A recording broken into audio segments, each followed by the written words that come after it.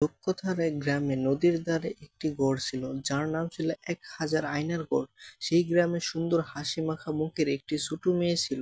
মেয়েটি একদিন তার বাবা মার মুখ থেকে শুনতে পায় তাদের গ্রাম আয়নাঘর এর কথা। এর আগে মেয়েটি কোনোদিন ঘর থেকে বের হয়নি, সে প্রকৃতি দেখিনি কোনো বাস্তবতা। তো সে একদিন চিন্তা করলো যে সে ওই আয়নাঘর দেখতে যাবে। একা একা যেতে সাহস না হওয়ায় সে তার সমবয়সী একটি মেয়েকে সাথে নিয়ে গেল। আয়নাঘরের সামনে হাজির হয়ে প্রথম মেয়েটি ভাবলো যে আগে সে ওই ঘরে ঢুকবে, আর সবকিছু দেখে এসে বাইরে এলে তবেই ওই দ্বিতীয় মেয়েটি ঢুকবে। কথা মতো প্রথম মেয়েটি ওই ঘরের ভিতরে ঢুকলো।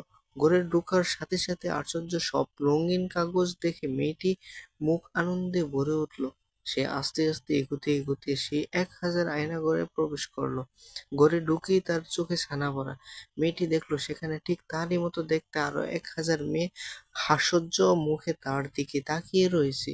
সে যা করছে বাকিরাও ঠিক তাই করছে।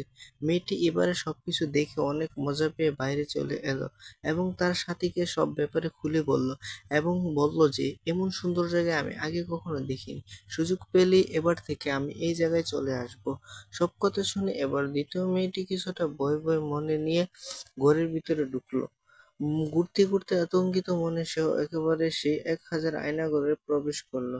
ঘরে ঢোকার সাথে সাথে মেয়েটি ভয় পেয়ে উঠল। ভয়ে মুখে ফ্যাকাশিকা হয়ে গেল, আতঙ্কিত হয়ে চোখ উঠল। সে খেয়াল করলো ঠিক তারই মতো দেখতে আরো ১,০০০ মেয়ে আতঙ্কিত আর ভয়ার্ত চোখ তার দিকে তাকিয়ে রয়েছে। মেয়েটি সেই ভয়েতে ২ হাত তুলে বলছে, তোমরা কারা? সাথে সাথে বাকি ১,০০০ মেয়েও ২ হাত তুলে ওর দিকে নজর দিচ্ছে। এবার মেয়েটি প্রচন্ড ভয় পেয়ে ঘর থেকে দূরে বেরিয়ে এলো এবং প্রথম মেয়েটি বলল, শিগগিরই বাড়ি চল, এটা খুব বাজে জায়গা, আমি আর কোনোদিনও এই জায়গায় আসবো না।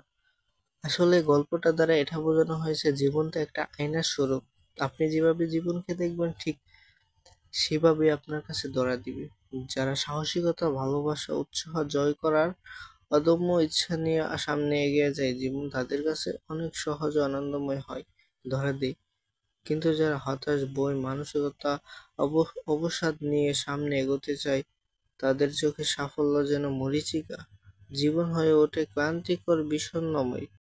ধন্যবাদ। আমার এই চ্যানেলে যারা নতুন আছেন অবশ্যই চ্যানেলটাকে সাবস্ক্রাইব করে পাশে থাকবেন।